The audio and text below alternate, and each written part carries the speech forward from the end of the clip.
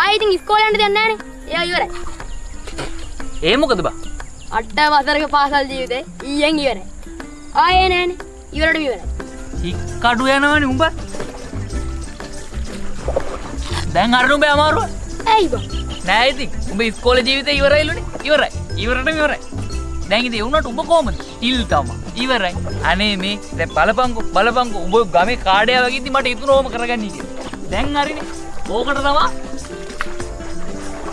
ඕකට තමයි උඹෙත් හොඳ පුකේ අමාරු තිබ්බනේ. අනේ යකෝ මහලුකට ඉගෙන ගත්ත එකෙක් නම් කමකුත් නැහැ.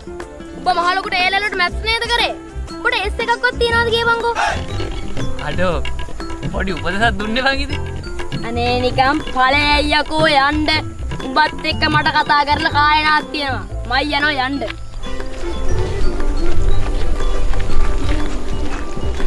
මේ පොඩ්ඩක්. ඒක නෙවෙයි. අඩෝ බයි බං. දැන් උඹ ඉස්කෝලෙන් අස් කරාට ගෙදරින් අවුලක් නැද්ද? උඹලට මේවා කියන වැඩක් නෑ බං. ආන් අපේ ගෙදර රට තනකොළ වගේක් තියෙනවා. මතක් කරලා ඇවිල්ලා හවස් වෙලා ඒ ටික අරන් ඵලයක්. ඕකනේ බං උඹලා වැක්ටිවික් කරපු පස්සේ තමයි තනකොළ ගැන කියන්නේ. දැන් වැඩ නැහැ ඵලයක්. බැස්සිට නෙවෙයි යකෝ. තනකොළ උඹට. 8 වසරක පාසල් ජීවිතය විතරයි යකෝ ඉවර. ඊළඟ අවුරුද්දේ දැන් 9 වසරක පාසල් ජීවිතේ. ඉස්කෝලේ නිවාඩු දුන්නා බං.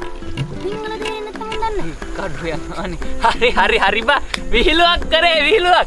හරි බා මන් දන්නවා බං ඔක ඵලයක්. පස්සේ දෙට්ටු බෑ. හරි ඈ. මූණ හොඳ ගහිපු වරේ තුරු.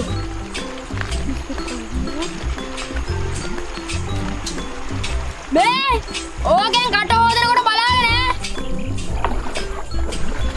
අයියෝ තවත් බලන් ඉන්නවා. මං නානකට ටියුබ් පාරක් දාලා ආවේ. උඹට පෙවෙයි.